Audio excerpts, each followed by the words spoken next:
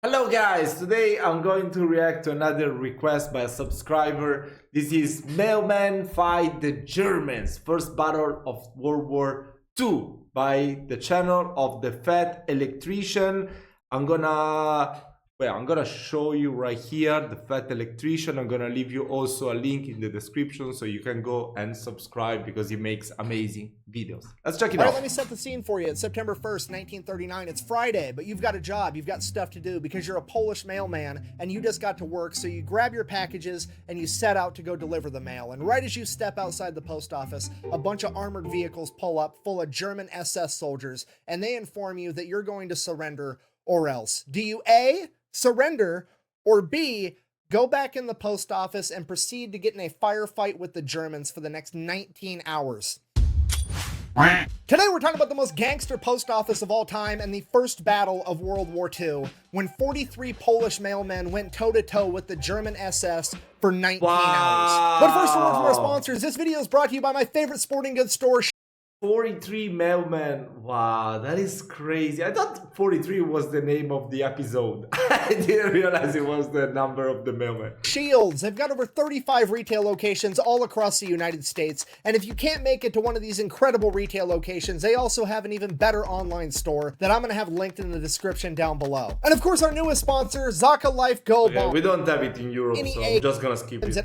Stuff. Is it not? Code Poland cuts it in two, and at the very tippy top of Poland, there is the free city of Danzig. Okay, what is a free city, and why does that map seem to imply that it is its own country? Well, because basically it is. It is its own sovereign entity with its own passports, its own currency, and its own form of government. You see, at the end of World War I, when they were negotiating the Treaty of Versailles, both Germany and Poland really wanted dominion over the city of Danzig, because as you can see, it's built on the coast of a perfect geographic harbor. This made it a major port city and an economic powerhouse, which is why Germany and Poland were both fighting over it, and they were fighting over it for so long that it would end up holding up the entire Treaty of Versailles. And finally the League of Nations stepped in and they're like, hey, okay, well now neither one of you are going to get it. It's going to be its own sovereign entity, its own little thing, whatever, we don't have time for this, moving on. So the free city of Danzig was founded in 1920. However, considering that pretty much the entire population was either German or Polish, Danzig decided that they were going to grant a bunch of extraterritorial properties to either country, and one of those properties would be the Polish post office, which was just that, sovereign Polish territory. And that's pretty much all the background info you need. So fast forward to April 1939, things are getting real tense between Poland and Germany. Hitler's been in power for the last 6 years, the Nazi movement is well underway, and for the last couple of years, a ton of hardcore Nazis referred to as the brown shirts have basically been trying to intimidate Polish people to move out of Danzig so they can reestablish it as part of Germany. Poland, seeing this, decides, hey, they might try something soon on our extraterritorial properties, so we're going to take a single army combat engineer by the name of Konrad Gadomski. We're going to send him over to the post office. He's going to help fortify that position and teach all the mailmen how to fight. That way, hopefully, they'll be able to hold the post office for like an hour or two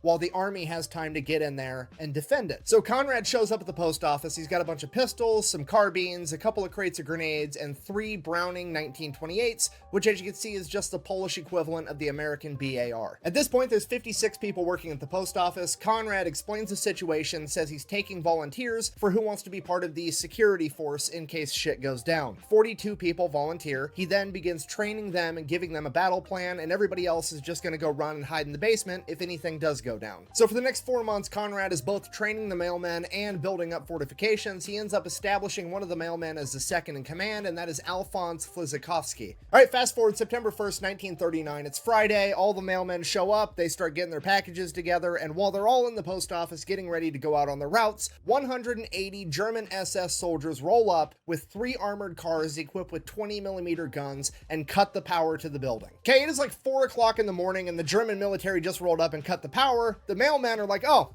we're doing this. All right, so they go, they get their guns, they head up to the second story and stick their guns out the window pointed at the Germans. And it is now a complete standoff between the German SS and the Polish post office. So they're having this military grade standoff, and then a bunch of civilians start showing up, like newspaper journalists and radio stations, and people are breaking out cameras and they're recording, and then just a giant mass of civilians shows up to watch. And as it turns out, they've all been invited by the Nazis to come and bear witness to the great German military retaking the city of Danzig. So once they all show up and get the cameras up and rolling, You're so fucking Bro, they were so fucking cocky. What the hell? The head of the SS walks forward and makes an announcement to the front of the post office, basically saying, hey, why don't you guys just come out and surrender, give this post office back to the Germans that you stole it from. Clearly, he was anticipating that a bunch of mailmen would just surrender, turning over the post office completely intact, making a great piece of propaganda for the Nazi war machine, showing that the Polish were just surrendering at the mere sight of the great German army. But what he got instead was 43 Polish mailmen that responded with, how about no? So now the leader of the SS is absolutely furious because his little publicity stunt just backfired, and now the Polish mailmen are making him look bad. So he's absolutely gonna attack. But here's the thing, he has to attack and try to preserve the post office itself to not destroy the building, because that's the whole point. They're trying to reclaim the city, not destroy it. But then nothing happens for like half an hour. It's still just a standoff, and the Polish mailmen are like, are we fighting or not? What's happening here? Are we just gonna stand here all day pointing guns at each other? What's the deal? So they waited, and they waited what felt like an eternity, but in reality, it was only half an hour, because at 4:45 a.m., there would be a huge explosion off in the distance, and that explosion would be the guns of the German battleship, the Schleswig von Holstein, firing on a Polish military outpost. And these are the first shots of World War II, officially starting the invasion of Poland. This would also be the signal for the SS to begin their attack on the post office as they open fire. Here's the thing with that, the mailmen were inside of a brick building on the second story with machine guns, and the 180 Nazis were standing out in the middle of the street with 3 armored cars. So as soon as the Polish defenders opened fire with their BARs, the Nazis realized that they had made a strategic fucking error, as all of them frantically ran, and all 180 of them tried to hide behind these 3 armored cars. So now all the Nazis are pinned down behind these 3 armored cars, and the 3 armored cars turn their turrets with their 20mm guns and begin firing on the front door, trying to break it in so that all the soldiers can rush into the building. So the mailmen, realizing what they're doing, they grab their rifles, their grenades, and their BARs, and they run downstairs and set up firing positions behind the service counter of this post office, as all the guns are just aimed at the front door, waiting for the Germans to break through it and rush in. Okay, do you understand what I'm telling you right now? World War II literally started off like a shitty joke. 180 Nazis walk into a BAR. So the Nazis finally blow open the front door, and 10 of them come running inside, to which the mailmen are like, you've got mail. 4 of them are killed immediately, and another 6 are wounded as the entire German advance screeches to a halt, and they turn around and are forced to retreat as they come to the painful realization that the Polish mailmen are quite literally hitting their birth certificates with the return to sender stamp. Now, to be completely fair, there's another battle happening at this exact moment in Danzig over in the naval shipyard. However, it is entirely within the realm of possibility that these 4 Nazis were the first men to die in World War II, and it was from mailmen with machine guns. As soon as the initial wave of Germans fell back, there was a huge explosion. That's crazy. Yeah, that's something that... Oh, what the fuck? Why don't the history books in school start like that? Oh my god. They will start with the propaganda. Yeah, Germany invaded Poland, and that was it. It was super easy, and then it all started the worldwide conflict. Bro, what the hell? Actually, it started way before World War II, I would say. If you want to consider it worldwide, I would say when Japan invaded China, it should the official date that it started, right? That's the day it started in Europe, 1939. Explosion on the other end of the post office. Konrad Gadomski takes off running towards it with nothing more than his pistol and some grenades. As he gets there, he turns the corner, seeing that the Germans had blown an enormous hole in the brick wall of the post office, as he begins throwing grenades into an entire platoon of Germans attempting to advance on him before being gunned down. Konrad was credited with killing 4 Germans with those grenades and giving the postmen just enough time to get to that position and defend themselves, again driving the Nazis back and forcing them to retreat. And again, we don't know this for sure because there's another battle happening at this exact moment, but it is entirely within the realm of Bro, what the hell? Why can't... possibility that Konrad Gadomski has just become the first man to give his life fighting against the Nazis. With the Germans retreating and Konrad Gadomski down, the second man in charge, Alphonse Flizikowski, rises to the occasion and begins instructing all the other postal workers what to do, getting them back into a fighting position, anticipating a third attack. But the Germans are so mad and so embarrassed that their publicity stunt is failing this bad that they don't want to risk it, and they decide that they're going to call for backup. Bear in mind, it's like 5 o'clock in the morning right now, and the Germans wait 6 hours until they can get reinforced by the regular German army, and they can show up with artillery artillery. They had to show up with two 75mm field guns and a 105mm gun just so they could bombard the entire post office. So they start bombarding the post office with fucking artillery and then send in another attack, and they're still pushed back yet again. With German command having no idea what to do, they just start using everything they have. They get mortar teams out there, and the mortarmen start trying to drop mortars on the post office, but they're so inaccurate, they end up posing more of a threat to the Germans than they do to the Polish mailmen.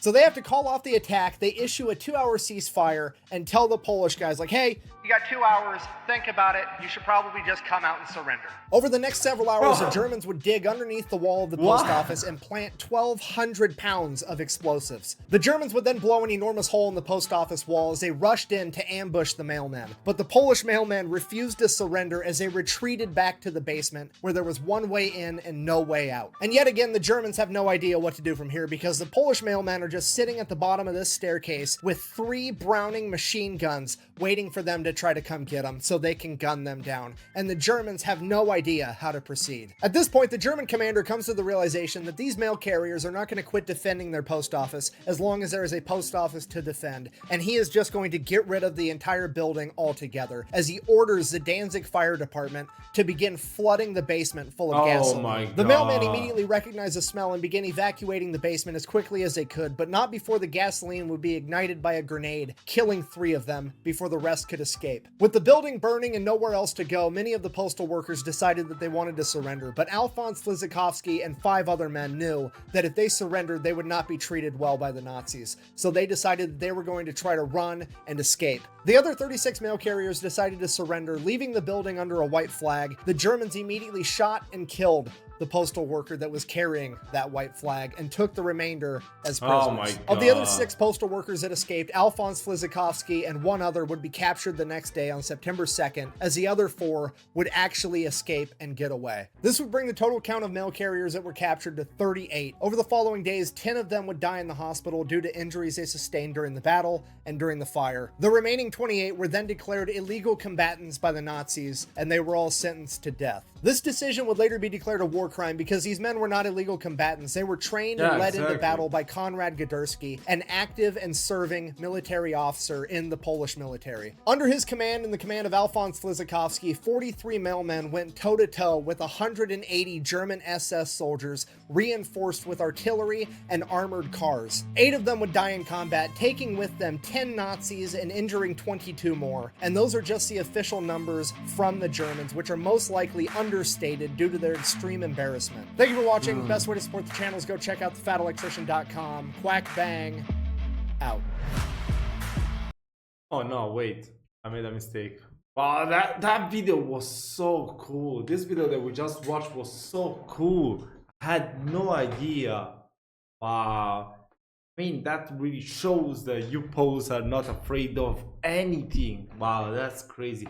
Can't imagine nowadays. I mean, those were different times as well. You gotta think about that too when you watch these historic history videos. But I don't know. I mean, I think it depends. If you want to, if you're like in such a situation, they will saying who's gonna defend this place, you know, and they will teach you how to use weapons and everything. Yeah, I don't think maybe nowadays probably not many people would volunteer, but back in the days I feel like you felt compelled to do so, you know. Wow, talk about patriotism. That was insane. Such a cool story, cool and sad at the same time. We definitely need to check out more of these videos. I mean, I'm so happy that this type of events that before were hidden, you know, due to the propaganda, and nowadays they're starting to resurface. So that's pretty cool. That's pretty cool. Hope you did enjoy this reaction video, guys. Keep on recommending me more stuff to check out. Definitely, I want to learn more about the history of your beautiful country. And yeah, I wish you all a lovely day, and I'll see you very soon.